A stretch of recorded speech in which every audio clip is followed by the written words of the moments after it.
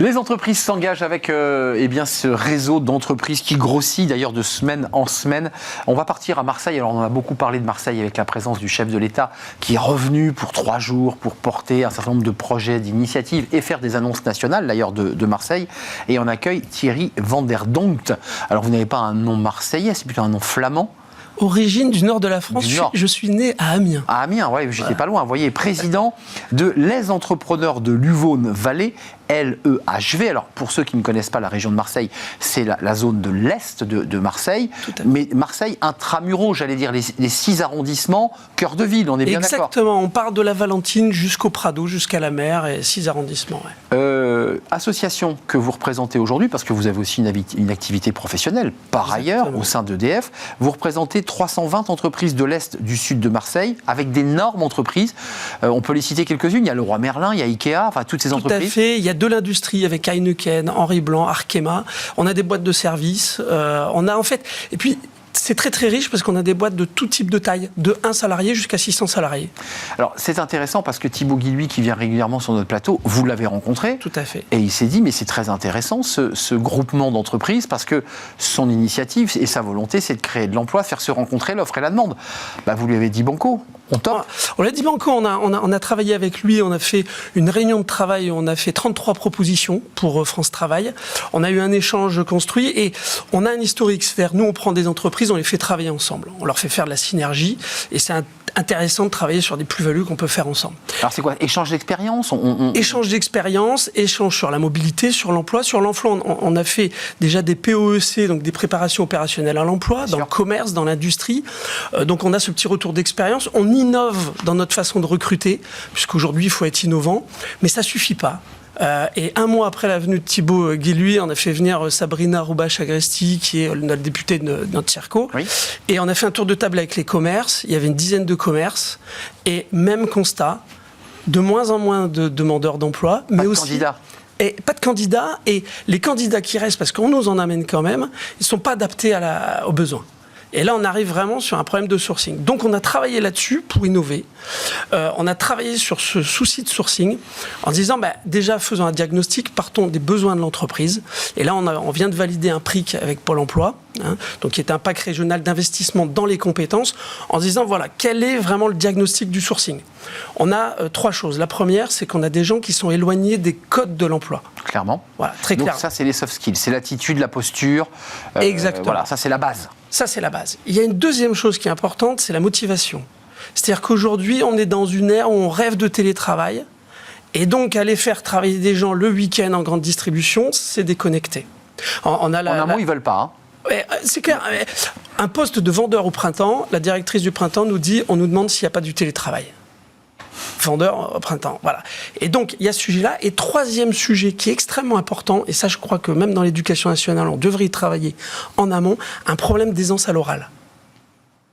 Et quand vous faites de la logistique, même dans la grande distribution, il faut savoir parler à un client. Vous êtes le dernier maillon de la chaîne et c'est important d'avoir cette aisance à l'oral. On en revient aux soft skills. C'est la capacité d'aller chercher un client, d'être capable de l'écouter et de pouvoir l'adresser, enfin en tout cas pouvoir l'accompagner. L'idée, c'est comment est-ce qu'on arrive à travailler ce sourcing. Et là, donc, on est parti d'une idée, donc d'un besoin de l'entreprise qu'on travaille avec Leroy Merlin et son management RH. Ils ont même une responsable de la marque employeur. Et donc on travaille avec eux en se disant, et puis des boîtes de formation qui sont avec nous, Muse Formation, Institut Cadenel. Et en fait, on a essayé de faire une formation qui soit motivante. Parce qu'il y a aussi un sujet, c'est de dire comment est-ce qu'on peut intéresser les gens. Donc on a créé le modèle en 3 temps. Un premier temps de formation classique, un deuxième temps d'immersion en entreprise, mais l'immersion en entreprise, vous savez comment ça se passe. Si c'est pour assister et faire le stage photocopieuse, on a des gens qui s'endorment à écouter. Ou être passif, quoi. Voilà. Alors nous, ce qu'on va leur faire, c'est des interviews, c'est-à-dire un objectif journalistique. C'est-à-dire qu'ils vont devoir aller faire des interviews en entreprise et nous faire un rendu télévisé, puisqu'on a un petit studio d'enregistrement et on va travailler là-dessus. On est déjà dans le 3e ton, c'est-à-dire à la fin, ils vont avoir passer sur un studio télé, parce qu'on a aussi un petit studio télé, on passe passe une petite émission une fois par semaine, ça s'appelle LEH TV. On est suivi par 1500 personnes. Et c'est un outil de formation. Et c'est un outil de formation. C'est-à-dire que quand on passe dans un plateau comme on est là, eh ben en fait, voilà, on se doit, surtout aujourd'hui, de travailler son image et on va travailler là-dessus. Et puis, donc, sur ces 3 points forts, ces 3 axes de travail, on va rajouter quelque chose d'important dans le code de l'entreprise, qui me semble très, très important, c'est de travailler sur le mérite. Voilà. Comment on travaille sur le mérite ? Tout simplement, on crée une monnaie. On l'a déjà fait avec des entrepreneurs, c'est le LEH Job. On a des petits billets, et au lieu de leur dire c'est pas bien, t'es pas venu à la formation, c'est quand t'es venu, t'as droit à quelques LEH Job. Quand t'as participé, t'as droit à plus. Et une fois que t'es arrivé à un certain montant, on va t'offrir des choses. Enfin, on va pas te les offrir, tu les auras mérité. Tu les auras arrachés par ta rigueur, par ton travail. Voilà. Et donc c'est une récompense, c'est la récompense. C'est la récompense. Et cette récompense, qu'est-ce qu'il va avoir ? Par le printemps, on va faire un personal shopper. Nous, on en a fait un, c'est génial. Ouais, c'est top. On travaille sur l'image aussi, l'image de soi. Le relooking, on en revient aux soft skills. Hein. Voilà, tout en restant dans son identité.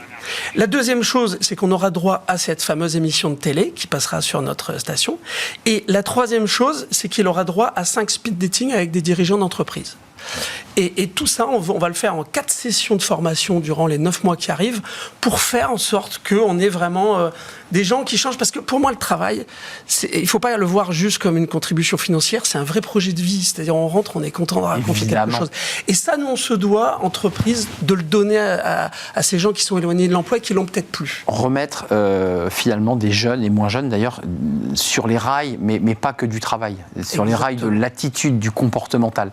Merci. C'était avec Sylvain Raymond, on en avait beaucoup discuté. Le directeur général. Exactement. Et je précise, il faut le repréciser, que vous êtes membre, un des membres, parce que Thibaut Guilluy est souvent venu à Marseille, un des membres de ce réseau des entreprises s'engagent. Bravo pour ce que vous faites, Thierry Van der Donck, président des entrepreneurs de l'Uvaune-Vallée, et ça se trouve à l'est de Marseille, intra-Marseille, dans les arrondissements de Marseille, avec ce beau réseau de 320 entreprises.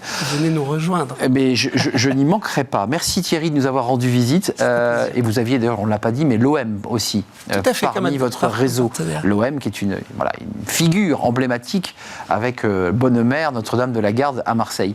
On fait une courte pause et on va faire un grand entretien. On va rester dans l'esprit du travail. On va accueillir Pierre Ferracci, qui est député Renaissance et qui va nous parler évidemment de son regard sur le travail, sur cette révolution du travail, mais aussi sur cette loi travail en préparation et en gestation. Elle va être examinée au Sénat et elle suscite évidemment un certain nombre de débats. On accueille Marc Ferracci en grand entretien juste après la pause.